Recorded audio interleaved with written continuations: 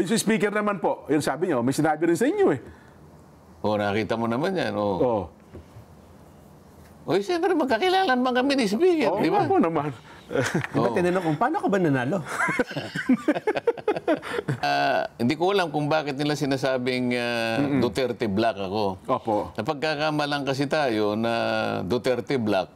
Kasi nga, nilalaban naman natin ang mga karapatan kahit sino.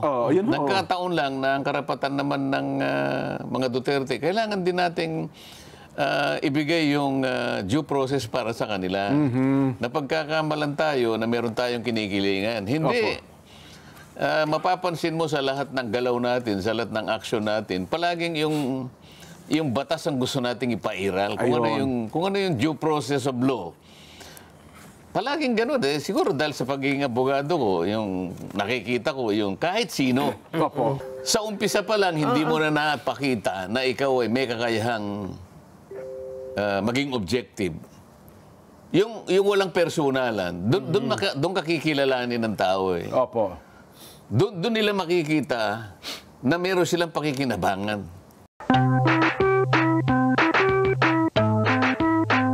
Magsalita ang Pangulong Bongbong Marcos. Aba naman eh, paglabas ng pinto ng plenaryo, kayo po ang nabungaran eh.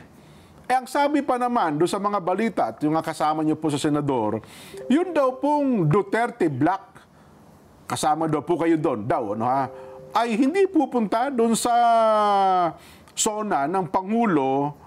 Pero ano daw ba nangyari? Ba't nandun kayo? Mukhang ang Pangulong Bongbong pa po ay yumakap ata sa inyo at mukhang nag-abrisyete pa sa inyo, Sen. Ano ba talaga nangyari?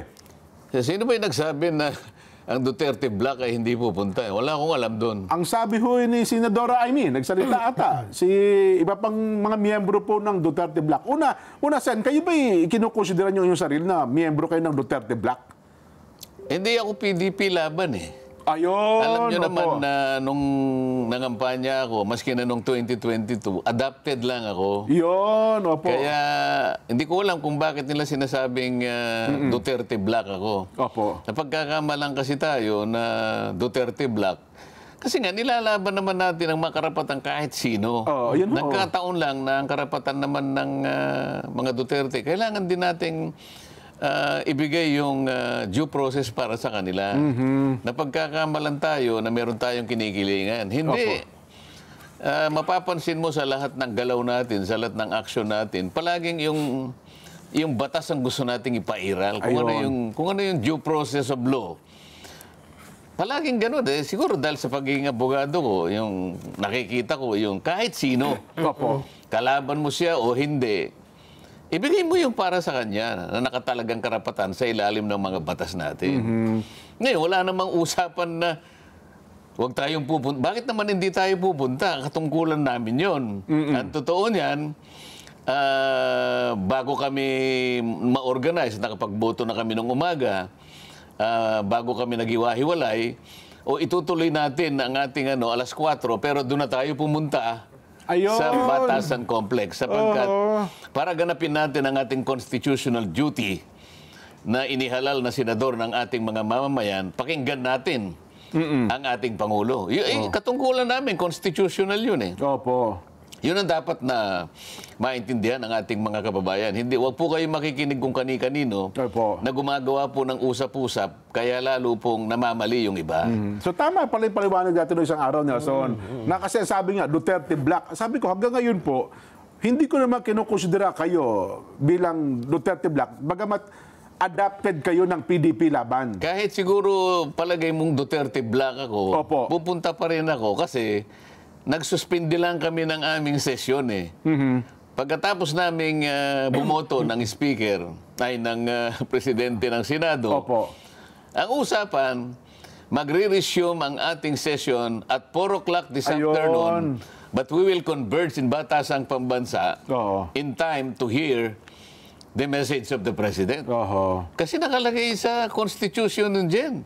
Katungkulan ng bawat senador na pumunta doon. Ngayon, kung ang mga kasama ko, halimbawa, ay hindi pumunta, sila po ang may kagustuhan nun. Kagustuhan nun. At sila po yung makapagpapaliwanag kung bakit hindi sila nakarating yung araw na yon. Ngayon, tungkol naman doon sa binati ako ng Pangulo at nagbatian kami. Palagay ko naman isang bagay na hindi dapat ipagtaka ng kahit sino man. Opo. Senador naman ako, Pangulo naman siya, at kaibigan ko naman siya. Alam mo, hindi naman kami magkamayan man lang, Nelson. Opo. Lalo sigurong pagtatakan, nag-isinaban yung dalawa. Ayun ang mas malaking issue. O di baka mamaya, lalo naman tayong... Oo. Pero yun daw po, yung tagpo na yun, ano daw binulong sa inyo? Kasi pag bulong, sabay palo sa inyo, parang sabi ni Kanor Bing eh. O, ipakita mo nga direct. Hindi ko pa nakita. Ipakita mo direct mula sa simula. Yung, yan. Hindi, yung mula kanina. Ayan. Yan o. Oo, may binulong sa inyo, Sen eh. Bulong nga eh. Alam mo, pagka bulong, Oo nga pala, no? hindi pinaririnig sa iba yun. Kaya nga, kasi kung hindi naman niya binulong, di sana narinig ng lahat. Oo, halimbawa naman, kung halimbawa pasigaw yun, hindi nyo na ako tatanungin dahil narinig nyo lahat sigurado yun. O yung speaker naman po, yun sabi niyo, may sinabi rin sa inyo eh. Oo, nakita mo naman yan. Oo. O, siyempre magkakilala naman kami ni speaker, Oo di ba? nga po naman. Diba tinanong kung paano ka ba nanalo? Hindi ba sinabing, ayaw kang paniwalaan ng broadcaster na nananalo ka, parang ganun. Bakit naman yung... Yung iba. Bali, nagyakapan din naman kami ni speaker. Ba't hindi nyo man lang itanong, ano ba binulong sa'yo? Kasi yung may naunang tagpo dyan, Sen, na mayroong mga senador din na parang ayaw pansinin ng Pangulo eh. Bakit daw nung nauna kayo nakita nag-appreciate pa sa inyo? Magkaibigan nga kami. Baka hindi niya kaibigan yun. Ba't nyo? Problema ko ba yun? Yun nga, no? Yun ang paliwanag, ha? Naintindihan nyo na. Huwag yun ang... Bakit ba kung binanatan mo yung kaibigan mo, hindi mo na kaibigan? Kasi ako, ugali ko yun. Kahit kaibigan, pag may mali ka, sasabihin ko. Yan ang tunay na kaibigan. Palagi ko sinasabi sa inyo yun, di ba? Maski magkakilala ko. Pag nakita ko na maring may gusto ko sabihin sa kanya, sa halimbawa, sa katatama ng mga pangyayari, bahala siya sa buhay niya kung hindi niya ako pakinggan. At least nasabi ko sapagkat kaibigan ko siya. Sa nangyayari, lalong-lalo na sa nangyayari sa bansa halimbawa. Meron akong sasabihin. Masama ba yun kung sasabihin ko yung totoo? Tama. Kung halimbawa, magdamdam sila ron. Hindi sila tunay na kaibigan, di ba? Napanood ko kay Fernando Poe Jr. yan eh. Alin? Yung tunay na kaibigan, Son eh. Ganun ba? Anong pamagat ng pelikula? Kaibigan lang pala. Yan ang sinasabi ko sa iyo. Meron yan eh. Meron yan, Ano bang title? Pero, Pasensya na kayo kay Jen Subarjaga. Yan po ay kulianin na po. Pero alam mo talaga, Fernando Poe Jr. yan eh. Anong title niya, Sen? Anong dialogue? Anong dialogue? Baka ma-recall namin. Ang tunay na... Hindi mo kaya? Hindi ko maalala. Kasi nagsabi pa, naalala ko, si Lito Ansures eh. Yung matanda, yung Lito Ansures, kausap niya yung... Ano magkakasabi? Ang tunay na kaibigan. Ayan niya si ganito ay mabuting kaibigan yan. Pero parang ganun, Sen eh. Basta... Hindi ko maalaala eh. Pero alam ko kayo, alam niyo yun eh. Para naman... Masamang kaaway, yun, mabuting kaibigan, masamang kaaway. Kasi yung kaibigan niya doon, si Si Vic Vargas ba yun? Vic Vargas. Kita mo, naglabasan yung mga tao dito, tagahangatin po ni Fernando po eh. Di ba? Pagka mali yung kaibigan niya, sinasabi talaga niya. Hindi lang niya kaibigan, magkumpare sila ni Vic Vargas. Yun na nga po, Ayan, magkumpare kasi yung anak ni Vic Vargas noon, medyo salbahing bata eh. Tama kayo, kapag mali yung kaibigan, pupunahin mo. Sa layo mong maitama. Doon nga may papakita mo yung kadakilaan ng pakikipagkaibigan mo. Kasi kung halimbawa, hindi mo itinatama, na sa palagay mo dapat maitama, wala kang malasakit sa kaibigan mo. Ang tawag doon... At yung tunay na kaibigan naman, hindi siya magdaramdam doon sapagkat alam niya kagad na pagmamalasakit sa kanya. Tama kayo. Ang tawag ho doon kapag yung kaibigan mo, mali ang ginagawa, pinababayaan mo. Konsentidor ang tawag doon. Konsentidor yun. Ngayon, yung mga politiko, alam mo yung mga politiko, kalahati buto, kalahati plastic. Kaya nga ayaw niya sabihin eh. Hindi naman sila pwedeng makipagkaibigan. Paano makikipagkaibigan yung plastic, di ba? Ito, ni-research ko na para wag na tayo magtalo-talo. Interesting yan eh. Ang dialogong, ang mabuting kaibigan, masamang kaaway, pero mas mahirap kalabanin ang taong pinagkakautangan mo ng loob. Yan, ay binigkas ni Fernando Poe Jr. sa pelikulang Mabuting Kaibigan, Masamang Kaaway. Yan. Sabi ko sa'yo. Sinasabi ko eh. Pinalabas noong 1991. 1991, sabi Sino yung kapartner niya? Ang tagal mag-isip nung ano ko. Marian de la... Okay, ito, alam nila. Marian de la Ribas. Marian de la... Sabi naman ito kasi, Mary Walter. Mali naman, ano naman sinasabi mo naman dyan? Mary Walter, hindi na. Sobrang tanda naman. Marian de la Riva? Marian de la Riva. Marian de la Riva. Oo. Kita nyo na? Gusto nyo pa ng panoorin? Ito, may link tayo. Ano? Vox Populi. Totoo bang mabuting kaibigan? Masama ka. Pero, Sino ang gusto nyong mag-imbestiga? Di ba? Bahala na kayo. Alam nyo na Pwede. Flood control, yung... ang tawag doon, flood control, anomaly ba tawag natin dito? Anomalya. Anomalya. Yun hong mababang kapulungan, ayun hong Senado o Kamara. Yan. A, Senado, B, Kamara. Yan. Kayo po, sino gusto nyo mag-imbestiga ng flood control anomaly? Tatlo. Ano? A, Senado. A, Senado. Yung Blue Ribbon. Ang tinutukoy natin, Blue Ribbon. Tapos yung B? Yung B, Kamara. Yun hong Committee on Accounts. Kasi nang magsasabi yung pangungunahan daw ni Congressman Terry Ridon. Blue Ribbon yun. Yung isa Senado, yung isa Kamara. Ayun. Tangkilik. Ayan. Opo. Talagang nakakapagbigay po ng inspirasyon. Lalong-lalo na po sa dalawang kasundaluhang narito. Ayo. At sa lahat din po ng ating mga kababayan na nagpaabot ng pagbati sa inyong karawan. Sa Senado ay marami akong nakita mga senador na nag-post at napakarami po ng likes at comments. Sa kabiglaan kasi, Jen, dahil nga akalain mong first na active session, yun pa naman ang birthday ko eh. Martes 29. Di ba? Ang nangyari, kumukulo pa naman ang tiyan ko, kaya ang daming discomfort. Ganun po ba? Nako. Nagkataon naman, Jensen, na nung birthday ninyo, ang dapat ibibigay sa inyo, cake na red ribbon. Bakit ba blue ribbon yata na ibigay? Ang dami nga nagbigay ng cake. Ang isang masarap na, hindi man cake, kakanin, galing ng Pampanga. Ganun po. Si Senador Lito Lapid. Alam mo yung mahablang kayo. Mahablang, opo. Yung nagawang Kapampangan. Puting-puti yun, kabisado ko yun, sapagkat yung mga tsahin ko nung maliit ako, talagang yun ang kanilang ekspertong ginagawa na kakanin. Sarap niya. May mais. Yun na nga, kumukuluan tiyan natin. Hanggang ngayon, hindi ko pa natitikman yun. Baka naman may natira pa.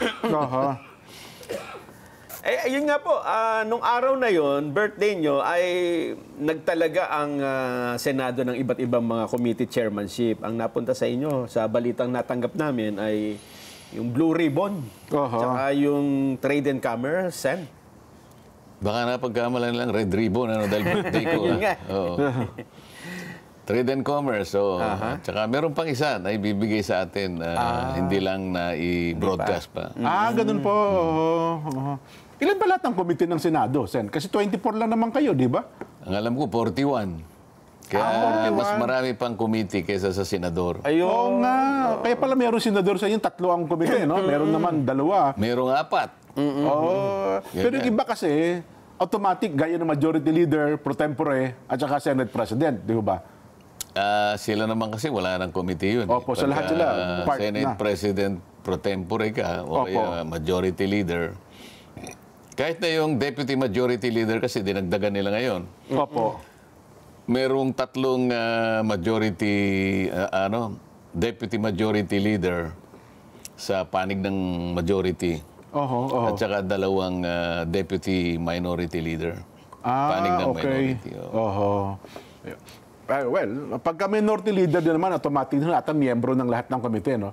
Kasi ex officio. Ex officio member. Ngayon, paghahatian nyo sa 41, divided by 3 sa aming panig, yung kasi sa majority ako eh. Opo. So 41 yun, divided by 3, ilan ba yun, Nelson? 41 divided by 3? Mga...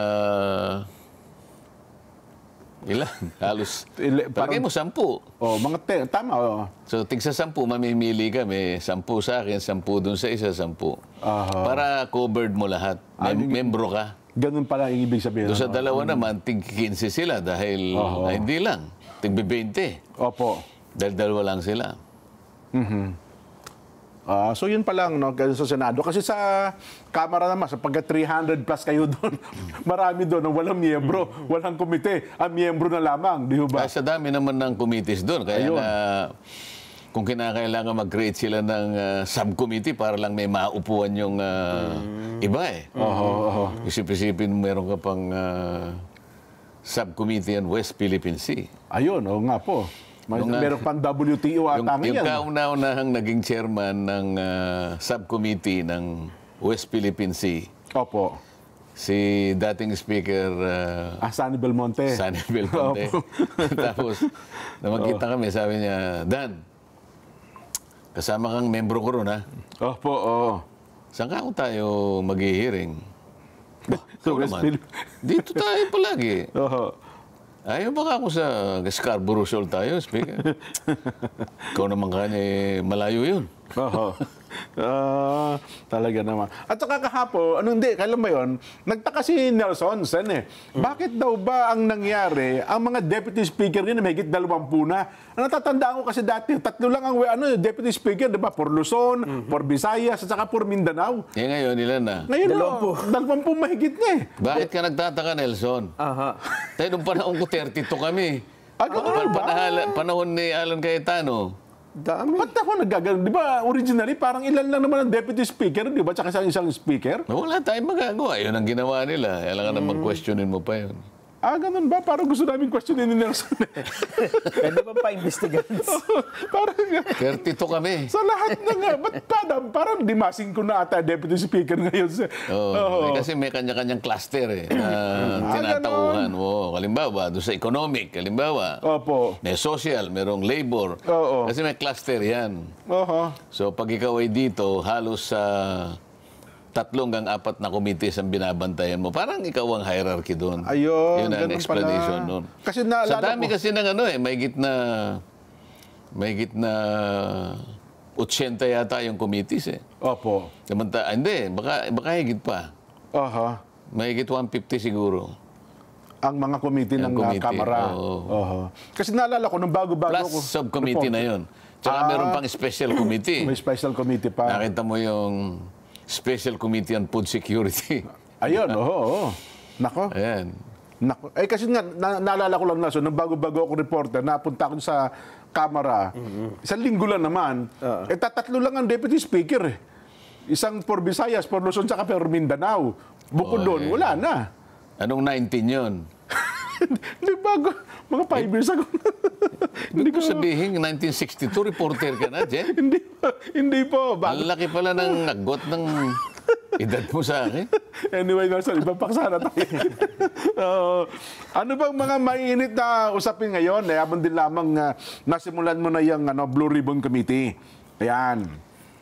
Ang tinatanong ho nila agad ngayon, Sen, dun sa ating mga kabayan, yaman din lamang kayo na po ang nasa chairman ng Senate Blue Ribbon Committee.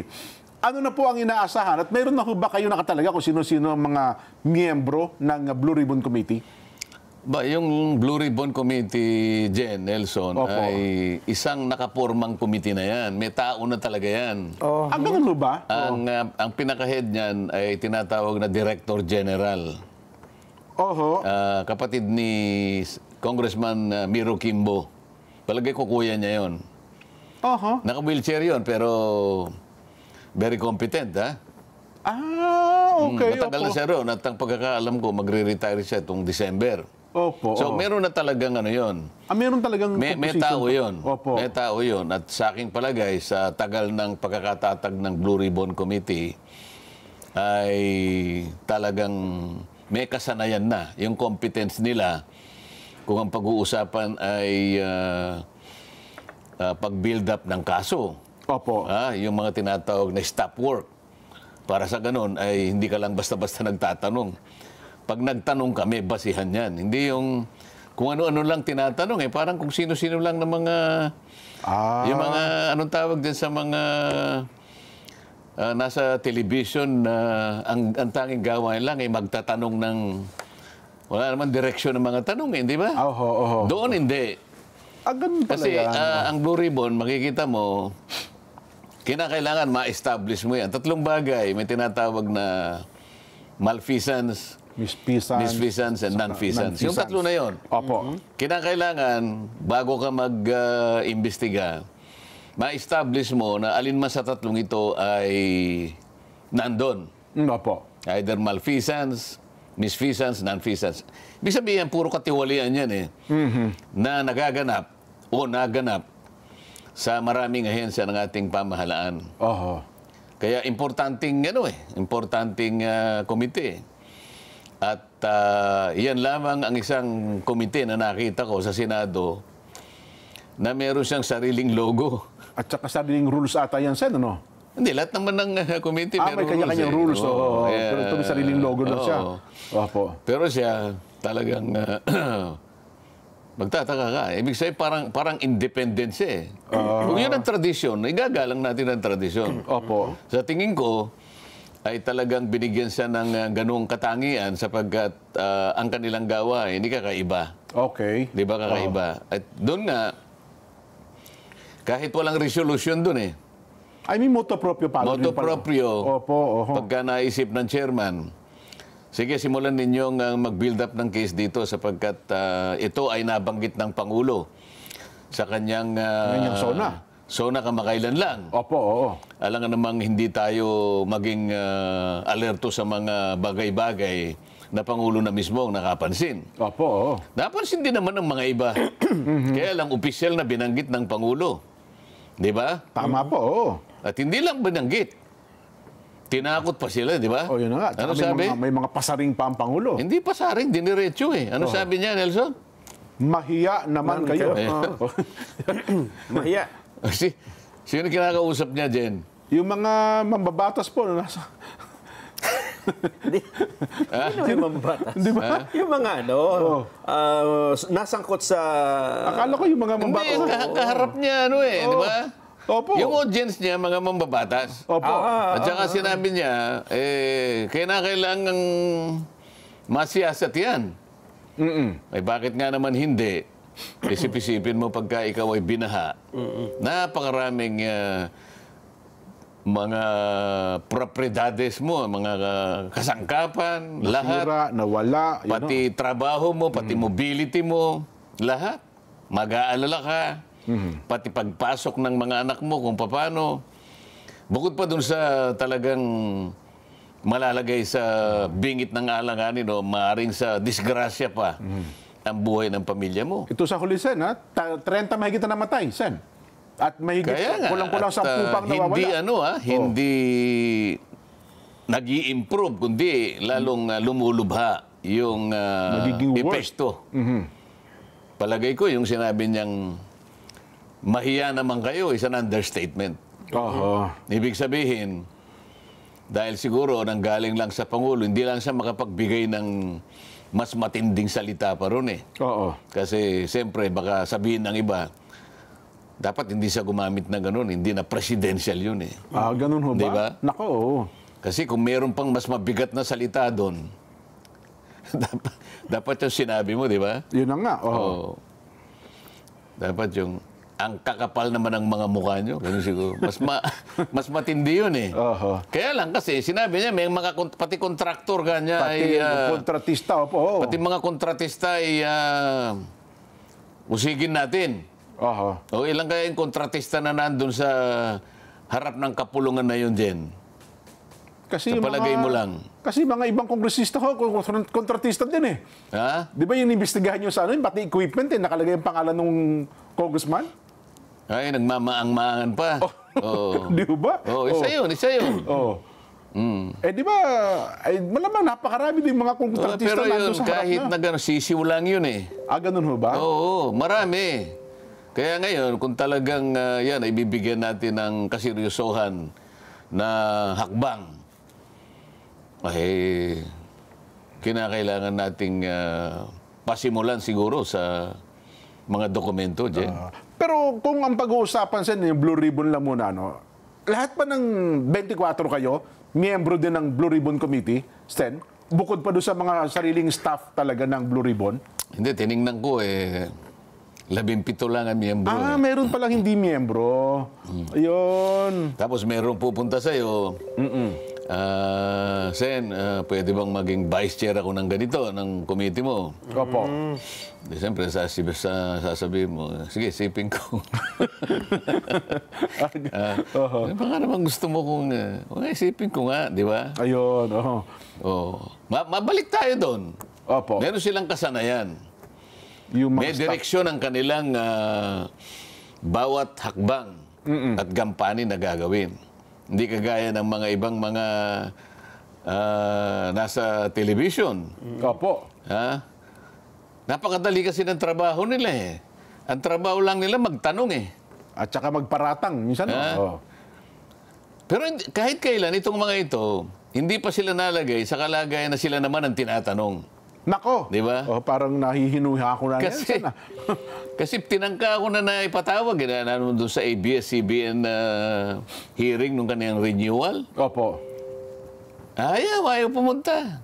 Magaling lang sila, mag-imbita na sila pag tatatanungin ka sa programa nila. Pero pag silang inimbita mo... Yung mga anchor ba tinutukoy nyo, Sen? Mga anchor din nila? Anchor ba yung tawag doon? Anchor po ang tawag doon.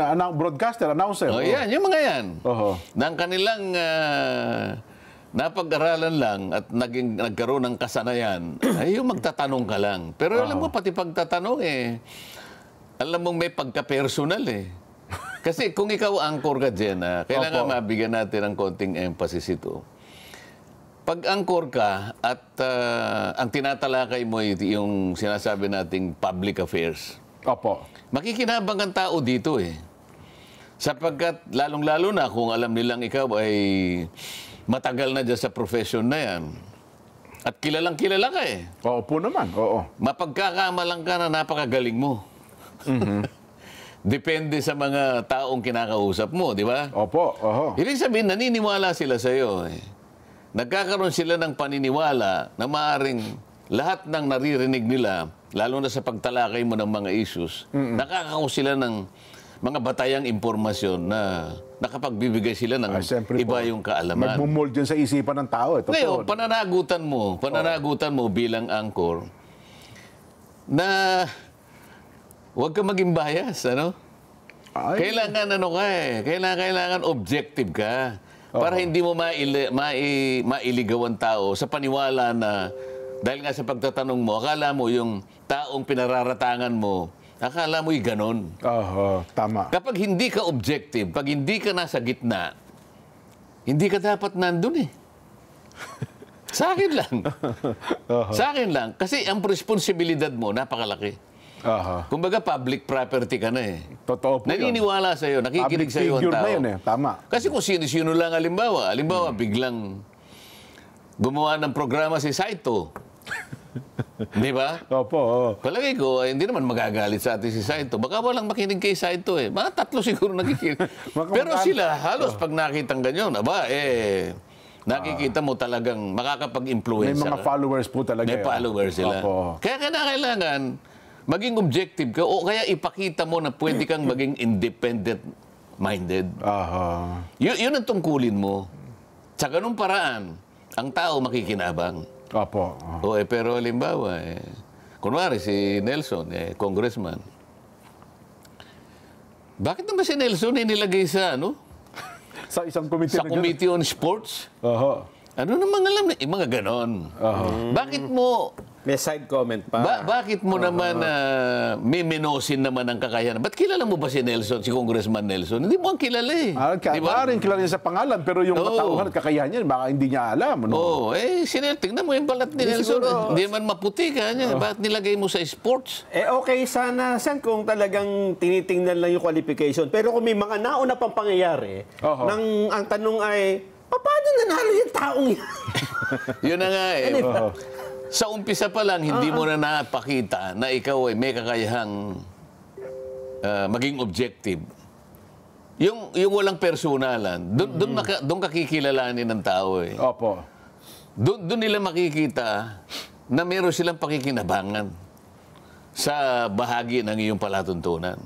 Pero antimano na ipakita mo, nabayas ka sa tao na yon, Pinipersonal mo na kagad. pinipersonal mo Oo, kagad, yan, oo. paano mo pa siya mapapaniwala na yung pagtalakay mo sa isang issue na yan Ay, objektibo. ay Wala na. objective? Hindi na. Wala na yun. Wala sir. na eh. Opo.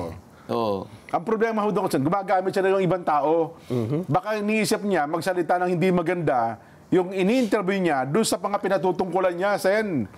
May Ay, ganun Leading questions. Oh. Mapapansin mo naman, Oho. yung anchor na yon kahit minsan.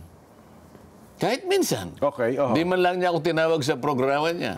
Kung sino-sino na lang, hindi ko naman minamaliit yung mga taong nakausap niya na paulit-ulit na eh. Aha. Siguro yung mga iba 10 beses niya nang nakapanayam. Pero ako ni mismo. Ako nakikita ko, anino ko lang natatakot na yun eh. Ganun. Oh. Yan ang sinasabi ko sa inyo. Aha. Pero dito sa ating palatuntunan, nakikita naman nila na gitna tayo. Ay, opo Pag tumalakay tayo ng isang subject matter, wala tayong Magkabilang panig, sinisino. nilalatag natin. Opo. Hindi, wala tayong basta pinasasama lang. Pinakikita lang natin ang bawat punto para makita na silang mamimili at the end of the day, Jen, Nelson. Opo. Ay sila yung Ang taong bayan, tama kayo. Sila yung maaaring magporma ng sariling opinion kung alin yung mas tama. Totoo. Yung ito o yung ganyan. Eh, yun naman talaga obligasyon ng media, no, son, di ba? Sa ating profesyon, ang trabaho natin maglatag ng magkabilang panig. Kaya nga, tuwan-tuwa ako at mabuti nasabi niyo yan eh. Opo. Naisip ko tuloy. Hindi ba ako'y nahirang nga sa Blue Ribbon Committee? Opo. Maraming nagsisay. Yung lang text na tinanggap ko eh. Aba, yung sabi niya, congratulatory, yan talaga ang bagay. Napakarami ng gano'n, ano? Opo. Yan po ang inaasahan namin.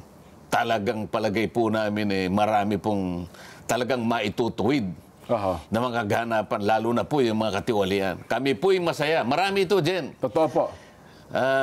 Alam mo, ang aking problema ngayon kung paano ko sasagutin ng mga text messages. Aha. Nasagot ko na yung 400 kaninang madaling araw. Meron na naman 300 na dumating. Walang katapusan na pagsagot ng mga text messages. Kaya nga, tataka ko. Nabanggit ko. Kaya nga, tataka ko, bukod tangisan yung angkor na binabanggit mo, ang talagang hindi niya matanggap sa halip na tignan mo na yung trabaho ninyo, performance ninyo. Kaya nga, nung binanggit ni Nelson, natuwa ako, naalala ko tuloy. Wala silang pupuntahan ngayon eh. Okay. Nahirang akong Blue Ribbon. Naalala mo yung 2 malapad na dyaryo? Opo. Oo. Tuwan-tuwa ako eh. Nung umagang gano'n, kasi yung mga dyaryo, nilalagay nila sa, meron kaming lamisita doon sa labas, doon nakalatag yun. Yung 2 dyaryo na yun, yun ang una kong makikita pag lumabas ako sa umaga. Akalain mo for the first time, Jen? Headline ako. Nilagay po. Hindi ako makapaniwala, Jen. Siya, hindi totoo ito. Ako lang mag-isa natatawa ako eh. Akalain mo, hindi na rin nila nakuha na baligtarin ang mga pangyayari. O kaya Hindi ba lamang bagitin ang pangalan nyo? Hindi ba nung una tayo nagtatalo rito at pinag-uusapan kung kinakailangang sikilin nila yung katotohanan. Yung una natin pinag-uusapan. Ngayon, yung 2 dyaryo, walang magawa tayo. Pati litrato ko dyan nandun. Wala. Alam mo ginawa ni Mrs. Jen? Opo. Dahil siguro pinag-uusapan din na ginupit niya yung buong page. At talagang nilagay niya sa kanyang Bakit palaminate pa ni Ma'am Edna po yun? for the first time. Opo. At for the first time, ay ire-report kayo ni Mayan Corbera. Kasi hindi kayo nire-report nito eh. Ito ay reaction dun sa nagtanong Sen Nagtanong kasi, bakit kasi si Senador Marcoleta ang nilalagay niyo dyan sa Blue Ribbon? First timer yan First timer ka, neophyte, neophyte yan eh. Bakit yan? Bakit? Ito po ang sagot.